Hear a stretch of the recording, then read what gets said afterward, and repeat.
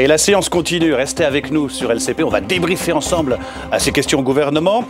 Avec vous, Fernand Tavares, depuis la salle des 4 colonnes, les premières réactions politiques, merci, et à tout à l'heure. Et puis, c'est une tradition dans cette émission, un face-à-face entre deux députés. Aujourd'hui, pour le groupe Les Républicains, le député de l'Oise, Olivier Dassault, sera face à l'ancienne ministre Marie-Georges Buffet, députée communiste de Seine-Saint-Denis. Vous pouvez leur poser des questions, ça se passe sur Twitter via le hashtag QAG pour questions au gouvernement. Bienvenue dans la séance continue.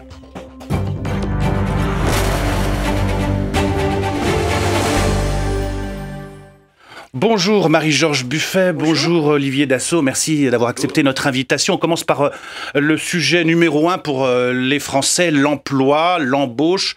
Comment lever les freins à l'embauche? Je vais bien sûr parler du plan Valls pour les petites entreprises. L'esprit de ces mesures rappelé aujourd'hui lors des questions au gouvernement par Emmanuel Macron. On l'écoute et on réagit juste après. Le premier, permettre d'accélérer la reprise. Comme cela a été annoncé au début du mois d'avril par le Premier ministre en matière d'investissement, eh bien l'idée c'est d'aider précisément les entreprises à embaucher plus vite. En particulier avec la prime que vous avez évoquée, 4 000 € sur les 2 années à venir pour les premières embauches. C'est précisément un élément qui permettra, dans cette période de reprise encore trop fragile, de créer de l'activité, d'accélérer cette reprise. Et direction la salle des 4 colonnes avec vous, Fernand Tavares. Vous êtes aux côtés de Bruno Le Roux, le président du groupe socialiste à l'Assemblée nationale. Alors, le président du groupe socialiste, Bruno Le Roux, a évidemment écouté attentivement ce qu'a dit M. Macron. Il a également écouté les questions à la fois de la majorité et surtout de l'opposition autour du dispositif annoncé par le Premier ministre hier. Alors, s'agit-il en l'occurrence de sortir d'un climat de défiance envers les entreprises? Ça, on en entend beaucoup parler, y compris au sein de votre groupe. Oui, en tout cas, il n'y a pas de confiance dans l'avenir aujourd'hui. Et alors que les chiffres s'améliorent, on voit que les entreprises, et notamment les PME, tardent à investir, tardent à embaucher. Et ce que nous voulons aujourd'hui, c'est transformer des points de croissance qui sont là en plus en points d'emploi. Et pour ça, il faut recréer un climat. Et on peut le faire avec des mesures qui soient adaptées pour les PME, pour les TPE, qui ne touchent en rien à la protection des salariés. Et on peut aujourd'hui, c'est le sens de ce plan, avoir ce climat de confiance. C'est-à-dire des chefs d'entreprise qui, quand ils ont une commande, se disent « celle-là, je vais la prendre », quitte à recruter 1 ou 2 personnes en plus, tout simplement parce que ça ne me fera pas passer le seuil, tout simplement parce que je ne serai demain pas obligé de conserver, qu'il pourra être capable de réfléchir, que nous pourrons mettre en formation. Donc voilà, je crois que nous créons un climat qui va être plus propice à l'embauche. Alors, les propositions, en quelque sorte, pour desserrer les freins à l'embauche, ça n'est pas quelque part un petit peu trop de libéralisme tel qu'on l'entend ici ou là, y compris d'ailleurs à la gauche de votre gauche? Mais l'entreprise, c'est d'abord qu'elle ait des salariés. Ce que nous voulons, c'est faire baisser le chômage. Moi, je ne comprends pas ce débat qui ferait qu'on devrait laisser quelqu'un au chômage plutôt que de lui donner une possibilité de rentrer dans l'entreprise. Parce que c'est bien de cela dont il s'agit. On dit, attendez, vous voulez mettre en place là une facilité à ce que les entreprises puissent embaucher. Mais vous ne devez pas le faire parce que ça, c'est du libéralisme. Mais la pire des choses, c'est de laisser aujourd'hui des salariés sur le côté et des chômeurs en situation de chômage alors que les entreprises en ont besoin. Et donc c'est à cela que nous voulons répondre tout simplement. Donc pas de bradage des droits des salariés, mais des mesures adaptées aux PME pour leur redonner confiance en l'avenir. Merci Bruno Le Roux. À vous, Ahmed Tazir. Merci Fernand Tavares, merci à votre invité. Donc, messieurs, madame la députée, monsieur le député, l'une des mesures principales de ce plan Valls, c'est la barémisation des indemnités en cas de licenciement. Le salarié saura à l'avance combien il pourra toucher et le patron saura à l'avance combien il devra verser. Est-ce que c'est une bonne idée ? Écoutez, en ce qui me concerne, je ne sais pas si Marie-Georges veut répondre d'abord. Je crois qu'il faut, en toute chose, un équilibre et qu'il y avait des abus dans ce domaine-là. Le fait qu'elle soit plafonnée va peut-être aussi permettre de réfléchir à ce qu'il n'y ait pas de faux départs, de faux licenciements, des mesures de chantage, etc. C'était un frein à l'embauche, de ne pas savoir... le montant des indemnités tout ce qui inquiète le chef d'entreprise, tout ce qui est compliqué est un frein à l'embauche. Et aujourd'hui, il y a pas simplement ce point-là. C'est vrai qu'on parle beaucoup de ce point-là. Moi, je pense qu'il y a un certain nombre de mesures. On va y venir, les autres. On va y venir. Marie-Georges Buffet, je suppose que vous n'êtes pas d'accord. Mais il faut revenir quand même, si on est devant les prud'hommes, c'est qu'on conteste un licenciement. C'est qu'on estime que le licenciement n'est pas justifié. Et les prud'hommes, ce sont des juges représentant des patrons comme représentants des salariés. Là, il s'agit des licenciements abusifs. Hein. Donc, on est bien dans un licenciement abusif. Ouais. Donc, c'est au juge de fixer la sanction et de fixer l'indemnisation du salarié injustement licencié. Si le licenciement n'a pas été injuste parce qu'il est vraiment justifié pour des clauses économiques et tout, les prud'hommes ne prendront pas cette décision. Quand on regarde les décisions des prud'hommes, elles sont en plus, elles tiennent compte de la dimension des entreprises, elles tiennent compte de l'état de l'entreprise. Donc, si on décide maintenant de faire des barèmes, il faut arrêter les prud'hommes. Hein. C'est plus la peine d'avoir des prud'hommes, puisque les juges n'ont plus l'indépendance. Pour 4 à 10 mois de salaire. Il y a un plafond pour les entreprises d'au moins 20 salariés, entre 2 et 6 mois, sur la taille, la société est inférieure à 20. Si le licenciement est abusif, pour une petite entreprise, c'est quelque chose de... Monsieur Dassault, si le licenciement est abusif, c'est de cela que jugent les prud'hommes, c'est si le licenciement est abusif. Donc c'est un peu la double peine pour le salarié. Il subit un licenciement reconnu abusif par les prud'hommes, et il va se voir plafonner son indemnité. C'est-à-dire que les juges n'auront plus l'indépendance de décider de la sanction. Il y a beaucoup moins de licenciements abusifs qu'on le croit, dans les surtout les petites entreprises. Non, mais parce que parfois le salarié en tire profit et menace. Les profits, en général, c'est pas du côté des salariés. Parce que quand même, quand vous parlez avec des patrons de TPE ou de PME, leur principale préoccupation, vous le savez bien, monsieur Dassault, c'est les frais financiers. C'est la difficulté à obtenir les crédits. C'est le fait que souvent les donneurs d'ordre, et vous êtes bien placé pour le savoir, dans la branche de l'aérospatiale, c'est la pression des donneurs d'ordre par rapport aux petites filiales. C'est tout cela qui inquiète les patrons des TPE et PME, moins que l'indemnité des prud'hommes, parce que les licenciements abusifs dans ces boîtes-là, c'est rare. Vous êtes tout fait. Ça, c'est une autre idée. Ça, c'est effectivement la pression des gros sur les petits pour leur faire vendre quelque chose moins cher que le prix réel auquel ils devraient acheter. Et dans ce domaine-là, chez Dassault Aviation, nous avons toujours été absolument irréprochables parce que nous ne travaillons pas avec des sous-traitants, mais avec des coopérants. Et que le produit, il ne peut. Je puis me permettre, c'est pas une très petite entreprise. Non, mais on fait travailler des petites entreprises. C'est ce à quoi Marie-Georges faisait allusion. Nous allons avoir l'occasion d'en discuter au salon de l'aéronautique au Bourget. Et c'est vrai qu'il ne faut pas faire pression sur les petits, mais c'est comme la grande distribution, avec les petits commerces, avec les industriels, avec les fournisseurs. Un fournisseur est un partenaire. C'est ça qu'il faut bien comprendre dans le monde économique en général. C'est donc là-dessus qu'il faut travailler, au lieu de prendre des mesures qui vont au détriment des salariés, qui ne vont pas arranger la situation des TPE et PME. C'est une mesure sur 18, la fiscalité, il y en a d'autres. Monsieur Dassault, si on avait vont, pour une fois, tout en étant dans l'opposition, ne veut pas critiquer l'action du gouvernement lorsqu'elle va dans le bon sens. Non, mais la politique Macron, je sais que vous en êtes satisfait.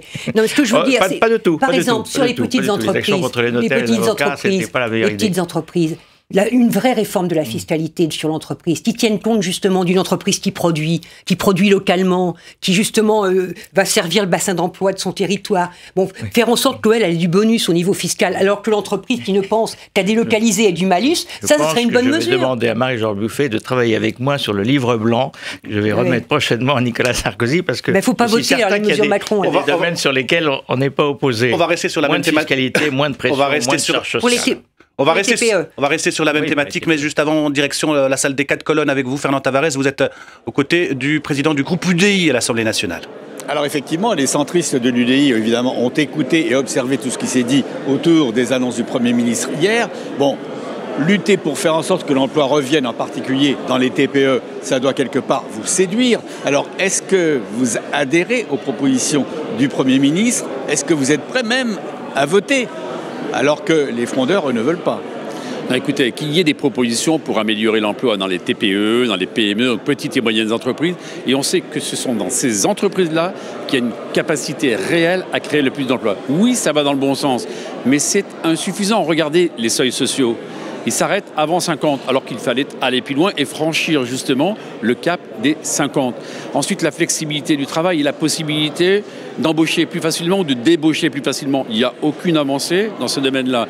On voit bien qu'une fois de plus, Manuel Valls emprunte un chemin, ne peut pas aller au bout. Et pourquoi il ne peut pas aller au bout? parce qu'il n'a pas la majorité politique nécessaire pour conduire les réformes dont notre pays a besoin, en particulier sur le front de l'emploi. Alors précisément, le débat va arriver dans l'hémicycle dans quelques jours. C'est le souhait du gouvernement d'avoir un large débat et pourtant, depuis ce matin en particulier, voilà que le ministre chargé des relations avec le Parlement dit qu'on n'échappera pas au 49.3. Alors comment avez-vous pris cette annonce? Incohérence et contradiction. Incohérence parce que le gouvernement nous dit qu'il faut un débat. Il le ferme déjà puisqu'il nous explique que le 49.3 arrive. 49.3 qu'on a déjà vécu pour la loi Macron en première lecture à l'Assemblée nationale. Et contradiction parce qu'on ne peut pas dire tout d'un coup qu'il faut que l'ensemble des forces vives du Parlement puissent travailler à faire en sorte que l'on trouve des propositions pour sortir notre pays des difficultés immenses en termes de chômage que l'on vit. Vous voyez que ce gouvernement n'a pas de véritable colonne vertébrale et je trouve que le ministre des Relations en charge avec le Parlement a été pour le moins imprudent. Merci Philippe Vigier, président du groupe UDI. À vous, Ahmed Tazir. Merci Fernand Tavares et merci à Philippe Vigier. Donc je voulais revoir avec vous donc les autres mesures du plan Valls. On les regarde, 4 000 € de prime pour l'embauche du premier salarié dans les TPE qui n'ont pas de salariés. Voilà, 200 € la première année, 200 €. 2 000 €. 2 000 € la première année, oui. C'est 4 000 € donc pour 2 ans et 2 000 € donc la deuxième année. Est-ce que c'est suffisant? Est-ce que... Mais c'est... Je veux bien laisser répondre Marie. C'est pas suffisant, pas suffisant. C'est une mesure. C'est une mesure d'aide et d'assistance qui peut être considérée comme une bonne chose. Mais est-ce que cela va suffire à rassurer le petit entrepreneur? Parce que au fond, c'est ce que disait le président de l'UDI, il faut plus de flexibilité pour pouvoir embaucher plus facilement. Il faut pouvoir débaucher plus facilement. Ça a l'air paradoxal ce que je dis, mais en fait c'est totalement vrai. Il faut plus de flexibilité. Je pense qu'on y va petit à petit et c'est déjà très courageux de la part de ce gouvernement d'aller dans ce sens parce que, je ne sais pas ce qu'en pense Marie-Georges, est-ce qu'il y a des bonnes choses dans ces mesures qui sont proposées? La prime 4 000 € pour le premier emploi, c'est pas une mauvaise chose. Mais vous avez remarqué, quand même, Monsieur Dassault, que cette prime, c'est pour un contrat à durée déterminée. Donc, il n'y a aucun engagement du dirigeant de la TPE de garder cet employé, de le former, de le garder. Il n'y a pas de contrepartie. Il le fera plus facilement. Le problème du contrat indéterminé aujourd'hui, c'est qu'il y a des contraintes. Voilà, il y a une autre proposition, renouvellement donc d'un CDD 2 fois dans la limite de 18 mois. C'est-à-dire qu'on sécurise. Pour 18 mois. C'est-à-dire qu'on précarise encore un peu plus l'emploi. Aujourd'hui, un contrat à durée indéterminé, ça va être la perle rare.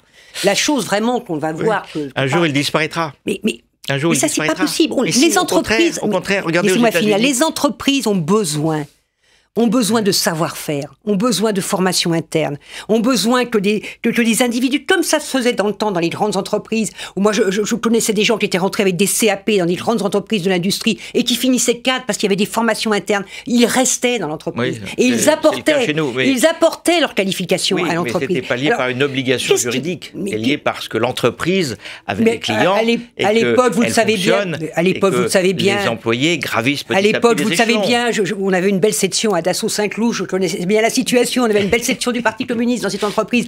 À l'époque, vous embauchiez massivement en CDI, vous embauchiez pas un contrat à durée déterminée.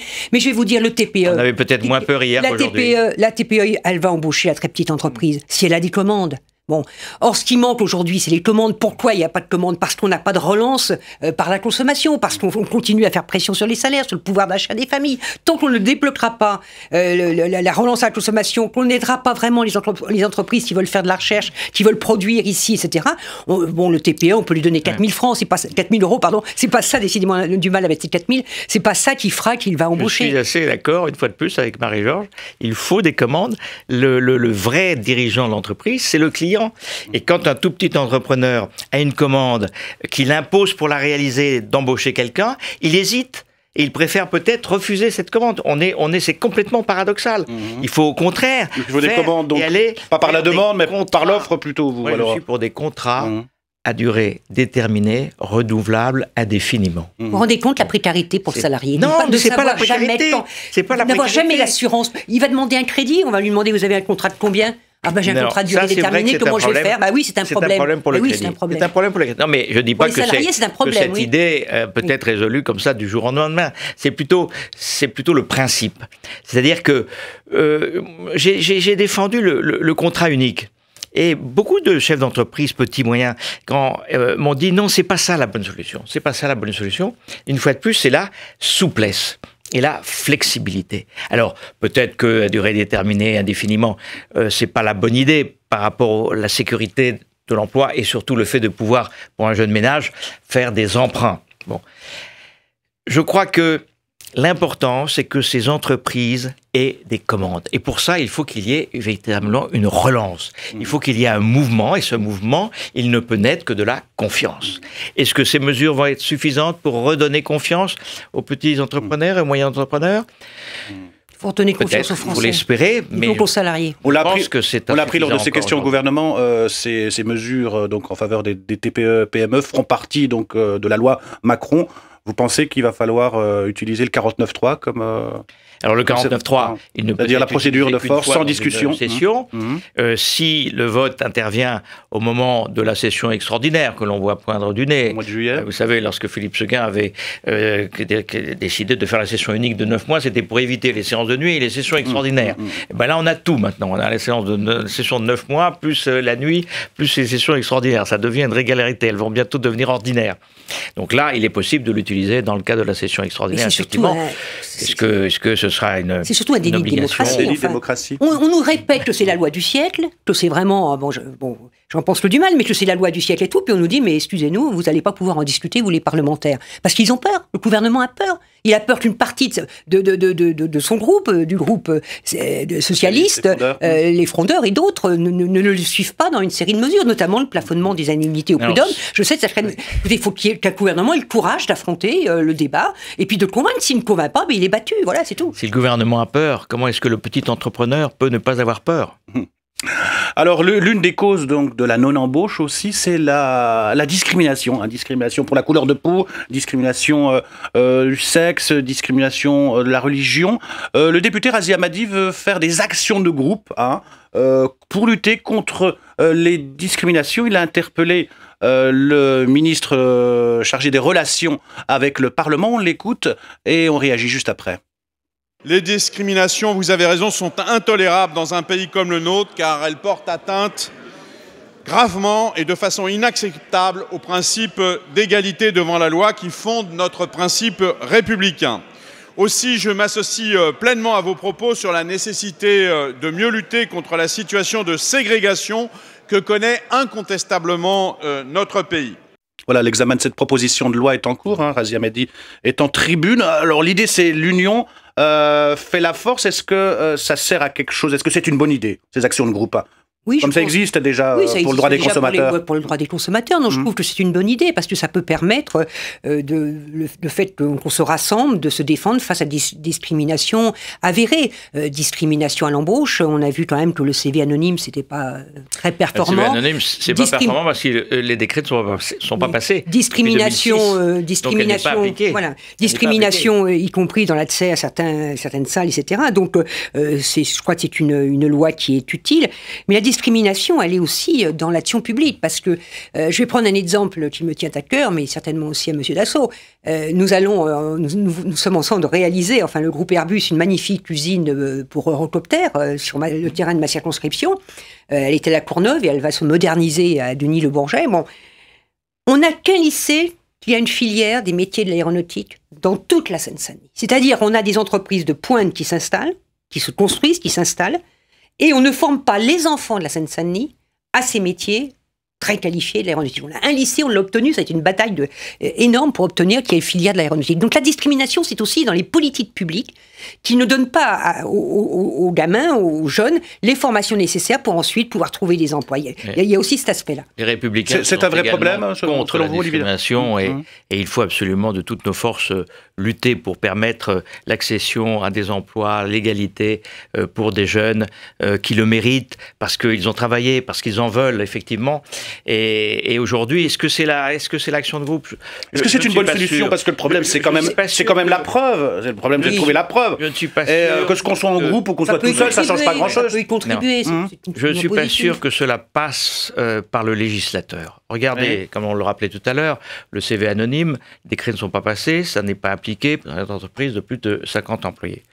Je crois qu'aujourd'hui, c'est plus un état d'esprit. C'est ça qu'il faut engendrer. Et lorsqu'on voit que aujourd'hui, les différences de sexe sont dépassées, on essaye de plus en plus d'aller vers la parité. Chez nous, il y a des femmes ingénieures qui sont absolument remarquables. Il n'y a pas encore l'égalité salariale. Il y a encore une très grosse différence. Non, mais on y va. C'est les statistiques. Mais je crois qu'on a...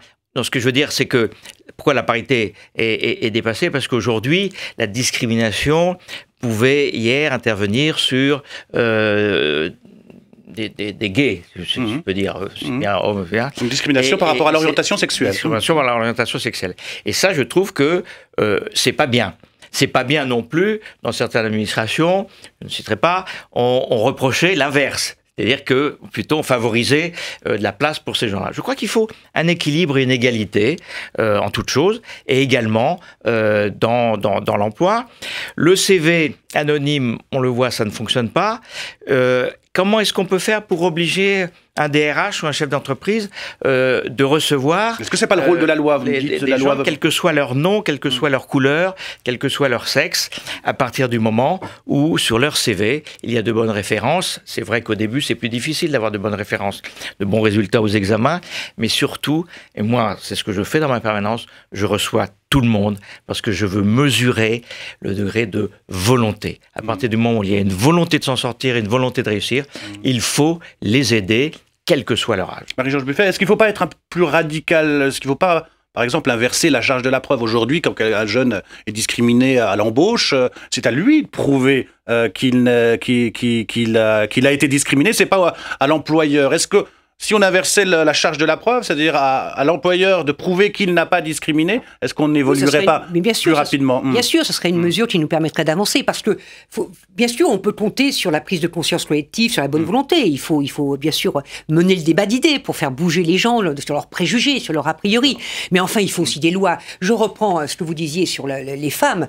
Enfin, l'inégalité salariale, nous en sommes encore à plus de 20% en moyenne, sur les mêmes postes, avec les mêmes diplômes. Donc on a bien quand même un comportement qui fait que parce qu'on est une femme, on a quand même le salaire d'appoint, ce qu'on appelait dans le temps le salaire d'appoint. On rappelle les discours de Pétain par rapport au travail des femmes et à la décote salariale.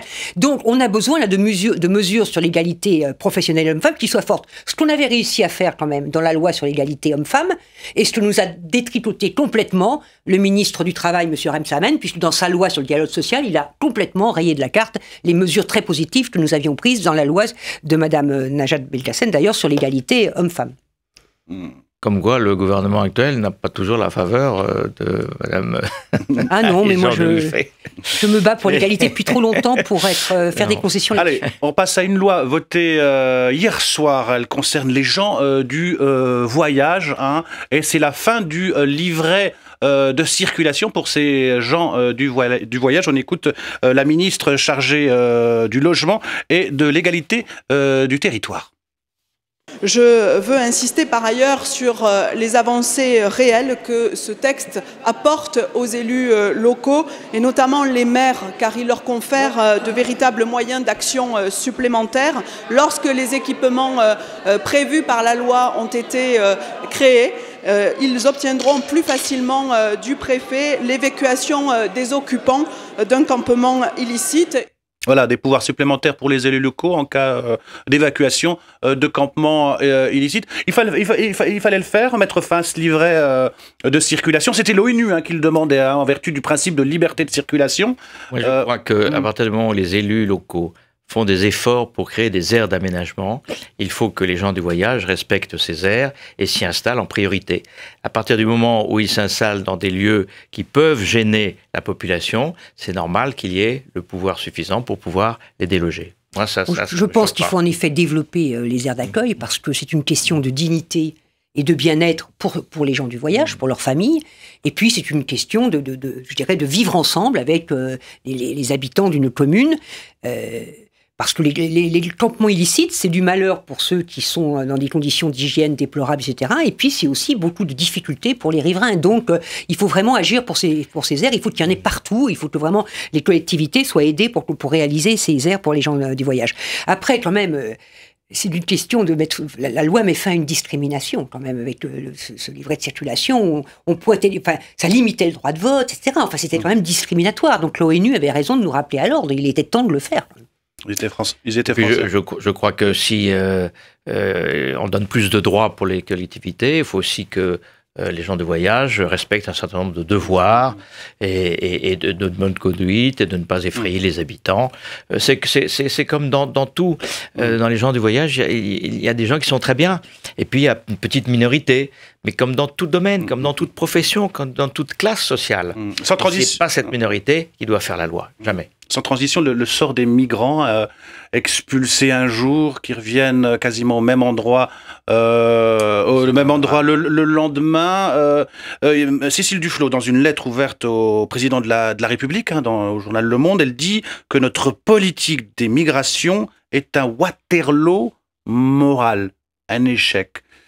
Vous en pensez quoi, Marie-Georges Buffet? D'abord, il faut savoir qui sont ces migrants. Ce sont des hommes et des femmes qui viennent de zones de guerre. Voilà.